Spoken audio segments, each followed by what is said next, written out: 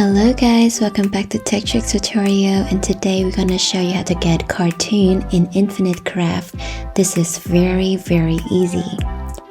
So firstly, we're gonna grab fire and more fire and more fire to have lava. Then we add water to have stone. Then leave it aside. We add water, and more water to have fish. Then add the fish to a stone to have fossil.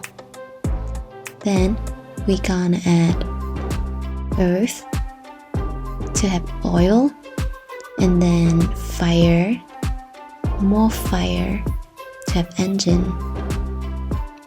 Then we add oil to have car. Leave this car aside. We add earth and then water to have plant, then add more plant to have tree, add fire to have ash, then add tree to have pencil. Then we add earth to have drawing, then add this drawing to the car to have cartoon. I hope this video is helpful for you. Thank you for watching, and I'll see you in the next one.